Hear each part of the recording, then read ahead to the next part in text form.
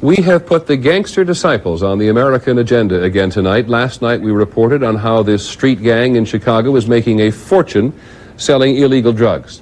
Now the Gangster Disciples wish us to believe that they are ready to do good. They are planning to become a major political force in Chicago. With the results of a World News Tonight investigation, ABC's Aaron Hayes.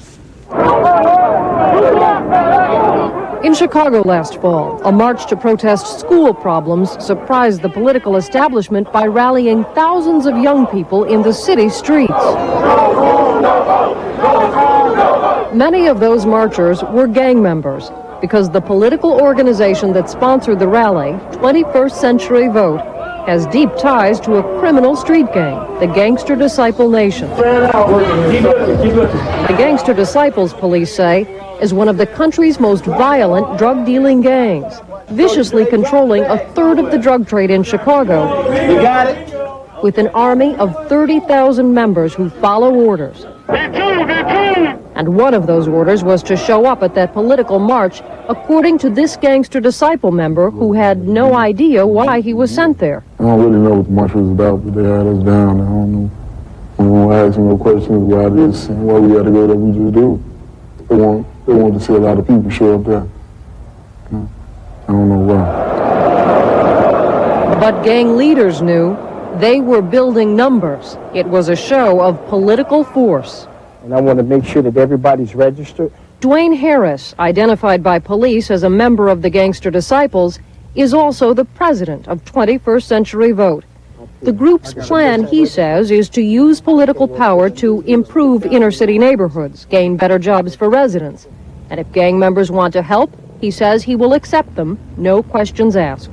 We're trying to come up with solutions to help them turn themselves around and get involved politically, positive, and become more entrenched in the community. The work and growing numbers of 21st Century Vote have, despite the gang's involvement, impressed a good many politicians. If they were organized properly, they have the potential to elect people or unelect people. One they'd like to unelect is Chicago Mayor Richard Daley. When Joe Gardner announced last month he's going to challenge Daley, he welcomed the support of 21st Century Vote, unconcerned about their ties to the gang. And Jerry Washington, who lost a race for state representative, welcomed gang members' involvement in his campaign. If it takes the gangs to get something constructive started in this community, to get good folks, common folks, inspired to be back into the thrust of a movement to help save a community and stabilize it, then let's use it. Let's utilize it. How are you doing? Hi. My name's Dwayne Harris, and I'm from 21st Century Vote. Some respected community groups have also accepted 21st Century Vote's claim that its primary purpose is to serve the community. Would you like to register? But police insist just the opposite is true. Gang investigators have told ABC News they are convinced the 21st Century Vote political organization was created primarily to protect and expand the power and influence of the Gangster Disciples. In fact, they say it was here at the Vienna State Prison in Illinois that the 21st Century Vote Political Committee was conceived by the acknowledged leader of the Gangster Disciples, convicted murderer Larry Hoover. He discussed his plans to acquire political power in a monitored telephone conversation 2 years ago. See, the vote is the most important. What they fear more than anything is our political power. All we got to do is put our program together, follow our program. That's my main focus right there. And stop these kids from hurting each other out there. The kids Hoover referred to, gang members involved in a vicious gang war. Hoover had publicly called for a gangland truce, but the Chicago gang war has actually escalated. Gang-related killings are up 150% over this time last year. And much of the violence, according to police, stems from the Gangster Disciples' own drug-dealing activity, which they say Hoover himself continues to control. Larry Hoover is still directing the criminal activities of the Gangster Disciples street gang from his prison cell. Those activities include extortion, drug dealing, and violent crimes. Police believe Hoover and the Gangster Disciples are gathering political power to benefit their own criminal enterprise. I think their ultimate objective, in my opinion, is to get officials that they can control elected. You know, we're moving into a new era, man. Totally political, man. And in this Gangster Disciple meeting, secretly taped by state police during a narcotics investigation, a gang lieutenant tells gang members politics is now a top priority. We're trying to put people in office, man, to where it's going to benefit us. We're trying to take people out of office, to where it's hurting us. Police also charge the gang is using 21st Century Vote to get its leader, Larry Hoover, out of prison. This letter on 21st Century Vote letterhead was sent to the Illinois Parole Board in support of Hoover's release. And longtime gang investigators like Chicago's Bob Dart are convinced the Gangster Disciples are using 21st Century Vote as a cover to shield their criminal activities from police scrutiny. If they say it's political, we can't investigate. That's because Chicago police ran into trouble here in the 1960s for spying on the anti-war and Black Power movement. After that, the court severely restricted police investigations of political groups. And when Gangster Disciples meet as members of 21st Century Vote, they are a political group.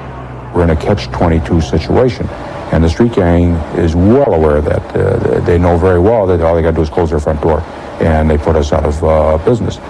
And federal agents worry the political model may be exported. They say the Gangster Disciples have chapters and affiliates in over 150 cities, from Topeka, Kansas to Orlando, Florida. They're many, many times larger than the mafia. They are the new mafia. They are the mafia of the future. Many Chicago community leaders are angry. They say empowering a street gang is no way to help a community. They're not removing people from the gang culture. What they're doing is they're just putting a person into another different organization who has the same agenda, the same game that they're always doing, and they're still selling drugs. Next tonight, we are going to revisit one of the most dangerous new criminal organizations in the country. When we first reported on a street gang called the Gangster Disciples last year, they were terrorizing entire neighborhoods in the city of Chicago. They were making a fortune peddling illegal drugs, and they were putting their manpower behind local politicians they favored. We're coming back to them tonight because their ambition is larger. The Gangster Disciples of Chicago have gone national. The result of an ABC News investigation from Aaron Hayes. Police in Mobile, Alabama never expected they'd be waging battle against organized national gangs. Keep your hands where I can see them. But those gangs are here. To the heart, man. They're armed. This is 25 automatic, rapid fire, And they are dangerous. These gangs are the nation's notorious Big Three. From Los Angeles, the Bloods and the Crips. And from Chicago, the Gangster Disciples, known in Mobile as Gangster Disciple Folk.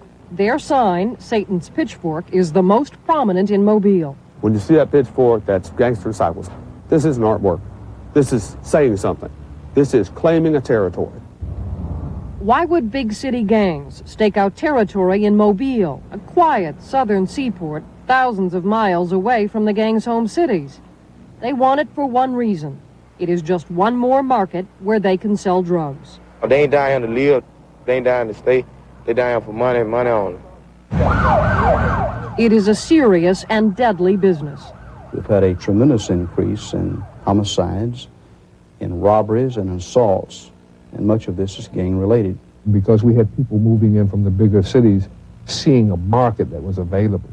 A very good market in small cities like Mobile, where drugs are worth more because supply is limited. We got a couple rocks, little ones. Crack cocaine brings at least 3 times the money it would in big cities. Oh, we sell dope. And they're luring local kids to do the selling. These Mobile gang members told ABC News they were recruited by a Chicago gangster disciple who came here and fronted them drugs. He front us dope, you know what I'm saying? Like he front me about $200. I go and sell it on the corner. I can make about $500 back.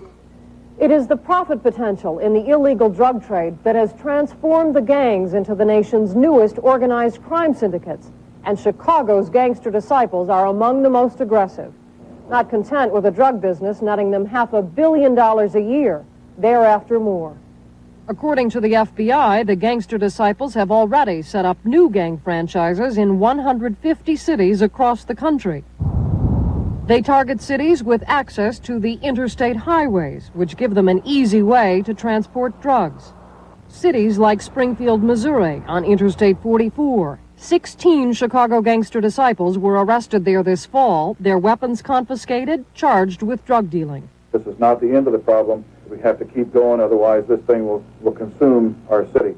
On Interstate 25, Colorado Springs, gang conflicts here escalated after the Gangster Disciples moved in last year competing for drug turf. There have been 30 shootings here since August. All right, put your hand, come up here. The gang also looks for cities where police are not ready for them. They study the market. Well, it's the size of the police force. How are they trained? How are their investigators? They do a good analysis of the area. Organized crime always does that. In Mobile, police have recently stepped up patrols and other efforts to slow gang growth. We got a warrant for you. Still, the gangs remain a powerful draw. The Gangster Disciples, when they come down here from Chicago, they come with the money, the protection, the security. Gang members become so loyal, some tattoo themselves with the gangster pitchfork. They follow bylaws calling for allegiance to Gangster City, Chicago, and to the Gangster Disciple chairman, a convicted Chicago murderer named Larry Hoover. There are an estimated 1,600 Gangster Disciples in the Mobile area, and the gang is working to recruit more. I'm like a scout. I'm scouting for the best gangsters we can find to serve our organization with love. Somebody willing to die for the cause. Sadly, more and more are willing to die and to kill. One of the first to recognize the seriousness of the gang problem here was Reverend Charles Harris. And I've been crying out over the past year to do something about our gang problem and serious juvenile problem. Harris has been trying to help gang members find positive outlets for their energies, get them away from gang life. He knows too well how difficult that can be. He says the Gangster Disciples successfully recruited his own son. Harris has not been able to convince him to break the gang ties. I cannot compete with the gang. Wherever there's a kid that's looking for an opportunity to make some money and they can exploit that kid, they will use him. They will use him either until he's incarcerated or until he's dead. All in $10 bills. Because this is about money. The kids are the labor force for the national criminal gangs, and they are expendable. Often, so is the community. Many have learned the hard lesson that by the time the signs are up, the gangs are probably already in business. Aaron Hayes, ABC News, Mobile, Alabama. On Saturday, St. Paul police raided 2 apartments, seizing some drugs and drug paraphernalia. 8 people were arrested, 2 were released, 6 remain in custody. Police believe that some of those arrested may have ties to street gangs in Chicago, specifically the Black Gangster Disciples and the El Rucons. Today, officers contacted the Chicago Police Gang Unit to determine if a connection exists. I think we got some Chicago-based people that are here that are supposedly the figureheads in it, and I think they're just kind of taking off with that. What that means, I'm not sure. In the last few months, police have confiscated a number of these blue bandanas, supposedly worn by the Blue Disciples. Police say the Disciples use this 6-pointed star with spears as their insignia. They are known to frequent the Selby area, where a number of daily drug transactions take place, and though no real organized crime activity or gang uprisings have been reported, the neighbors here are concerned and at times are quite frightened. We have reports through our beat officers that there is some intimidation of people that live in the area, intimidation of some of the younger people that frequent the area. Police say these arrests will cut down significantly on the amount of drug traffic that goes on in this area. Charges against 6 of the people are expected to be filed before noon tomorrow morning. Frank Mann, Channel 5 Eyewitness News, St. Paul. 8 months ago, they were organized and highly structured. They were not merely roving groups of teenagers, but youth gangs modeled after their counterparts in Chicago. Today, police can refer to at least 7 of them by name: the Disciples, the Blood, Vice Lords, Warlords, Latin Kings, Naturals, and Soul. In the case of the Black Gangster Disciples, one can see the power structure was well defined, from general to chief enforcer.